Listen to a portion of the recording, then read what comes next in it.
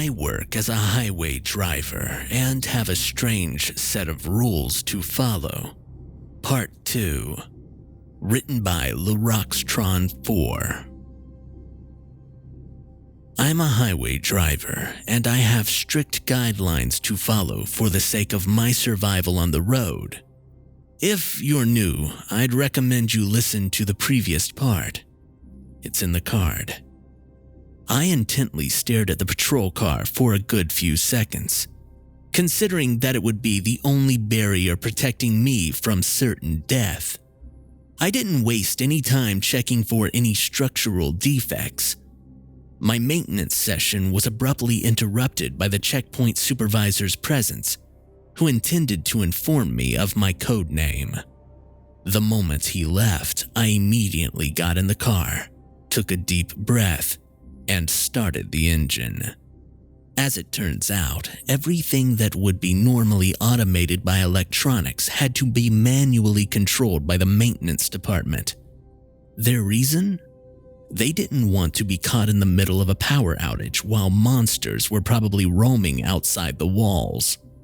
"This is Frogsman 1 to maintenance requesting to open garage door 2, I said while trying to stop my fear from messing up my sentences. The moment the garage door started moving, I instantly stepped down on the pedal and drove out into the night. I was to maintain a constant 45km/h speed, and I couldn't speed up nor slow down since it would affect the schedule. However, I was allowed to do so if my life was in danger. To break the silence, I turned on the radio and I played my playlist, which acts as my company for the time being, at least until I reach Guideline 4. The first 10 kilometers was relatively peaceful. However, I had this strong feeling that I was being watched. I was constantly shifting my focus from the road to the screen that told me the distance I had traveled so that I could prepare myself for the inevitable. Then I heard it. A voice behind me. "You're new, I can tell," it said. I immediately tensed up and was shocked for a bit, until I remembered the first event which I would encounter. Yeah, I muttered back. The entity would then go on to ask me about life, all that basic stuff. It didn't take long for me to get used to its presence, and I could feel the atmosphere relax. I only learnt near the end of the conversation that the thing's name was Holgate, or at least that's what he wanted me to call him. The moment that I reached kilometer 14, Holgate made his leave. "Oh, and remember to lock your doors," Holgate said with a ghostly voice. "You don't want these bastards to hitchhike in your vehicle." I could see Holgate opening and closing the left passenger door, which looked as if the door had a mind of its own. This terrified me a little bit since it was a first for me. I mean, I had never spoken to a disembodied voice before, ever in my life. It didn't take me long to hear the tapping on the window, but according to the guidelines, if I didn't acknowledge it, it couldn't harm me. So that's what I did. The consistent tapping disappeared after a few minutes, and I took a sigh of relief. I glanced at the screen, which read kilometer 18. Since it was safe to get out, I did. I took it as the calm before the storm, since the next safe zone was far, far away. I stopped the car, got out, and I took a breather. I only realized how cold it was in the car when I felt the drastic increase in temperature outside. I then took a quick piss in near the shoulder of the road. I was in the midst of finishing up when I heard it. That scream. The scream sounded so natural yet inhumane. In a state of panic, I immediately ran back to the car without pulling up my pants, almost tripping over them. However, when I tried to open the door, I was met with an exceeding force pulling it in the opposite direction. At this point, I was terrified almost out of my mind, and I didn't care about the possibility of there being an entity in the car. I foolishly punched the window open with my bare fist and I jumped inside, ignoring the shards of glass on the seat.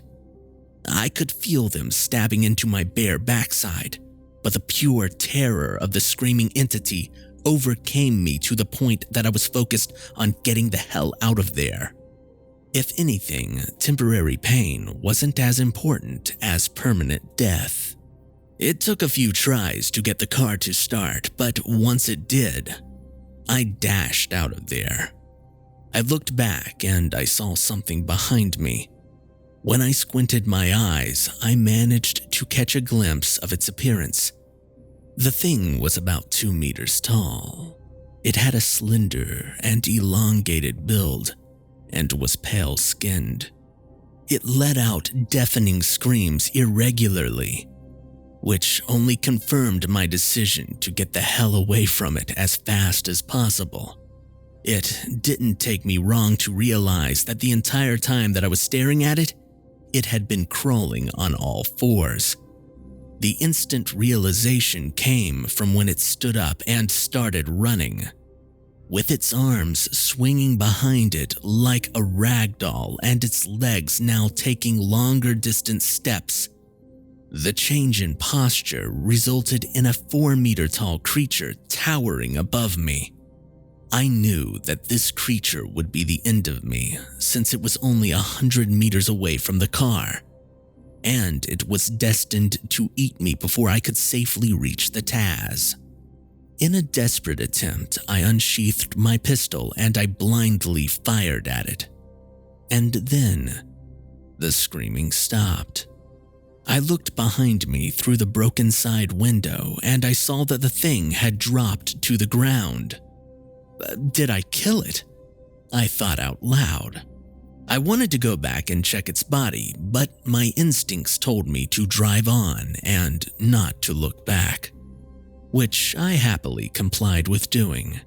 My thoughts were all over the place, but one goal kept me focused: to take a break at the tack. The screen displayed kilometer 26, and then I saw him, 200 meters away from me, standing on the shoulder of the road. "This is HMG Destin. Stop the car behind me, over." A voice echoed from the radio. Because I was being tailed by a bloodthirsty monster just moments earlier, I was extremely wary of the person in front of me. There wasn't any way which I could differentiate him from a murderous entity on this highway. The moment that he entered the car, my entire body tensed up. "All right, I'll get straight to the point," he said with a suspicious tone. "Have you encountered any life-threatening, anomalous entities so far?" I replied immediately, trying to hide my fear from butchering my words. A few questions later, and the survey was complete. Only now did I notice the guy's peculiar movements. He never sat still. He was regularly looking around. He was wringing his hands non-stop. And that was just the tip of the iceberg. His tone when he spoke resembled that of someone who was panicking and annoyed at the same time. He was starting to worry me, but I tried to sympathize with him.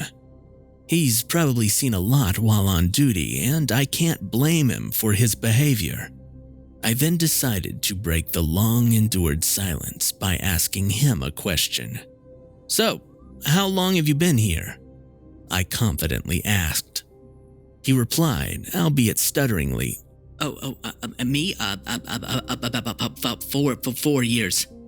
Shortly after this, his nervous movements changed to an ominous, brick-like posture.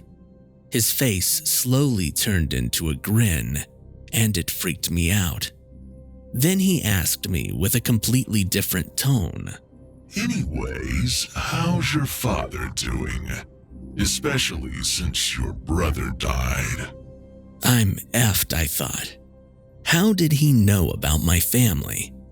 I knew it. This bastard was going to be the end of me. I had to answer him, or else he'll know that I know. If anything, I'll have to divert its attention away from me. I unwisely replied to his question as lengthily as I could to buy myself time to alert HQ. In the middle of my irrelevant rambling, I stealthily clicked the button while it wasn't looking. I couldn't tell if it worked since there wasn't any alert, but all I could do now is pray that I'll suffer a painless death. The screen now read kilometer 32. For some reason, I felt a jolt of life and the will to live. I had to survive the shift, I decided. My course of action would be to somehow kick this thing out of the car. I mean, it wasn't wearing a seatbelt. And then to distance myself as far away from it as possible. It was a long shot, but I didn't care. When the thing wasn't staring at me, I unlocked the left door and I executed the plan. I quickly stopped the car, and in the process of doing so, I swiftly reached my arm out, grabbed the door handle, forced it open as hard as I could, and shoved it clean open. I then grabbed the thing and shoved as hard as I could. The combined force of the car stopping and my adrenaline-infused muscles managed to push the thing out of the car. But it wasn't over. The thing then started sprinting after me, and that was my cue for me to get out of there. Luckily for me, I was able to outrun the entity in time before I encountered the next anomalous event. During the whole ordeal, I didn't realize that the radio had been playing static noises, which slowly transformed into human voices. As it turns out, the comms department had been trying to make contact with me for some time now. Frogsman 1, we were trying to alert you that the manager's car you saw earlier wasn't marked, but we couldn't reach you. An agitated voice muttered over the radio. It looks like you are the only one to have ever survived Event 4X. The supervisor wants to speak to you at the TAC. I responded with a simple affirmative, but deep down, I was relieved to have survived an event that I thought would have been my final experience. The screen read kilometer 45, which is where I was supposed to encounter the static radio event, but nothing happened. I guess I'm going home after all, I mumbled to myself, and shortly after that, the radio slowly developed into a static scream. Speak of the devil. I cursed out loud. I turned off the engine, put myself in a bracing position, and I closed my eyes. All that I could do now was wait until I felt the tap on my left shoulder. Wait, I completely forgot. The manager isn't in my car, and the guidelines never stated a worst-case scenario. And somehow that just made things worse. And that meant that I wouldn't know when I could open my eyes. Hey everyone, I hope you've enjoyed this. If you have, consider hitting the like button and the subscribe button if you haven't already. And hit the bell so that you'll get notified in a couple of days when the next part of this series comes out. Anyway, thanks for listening.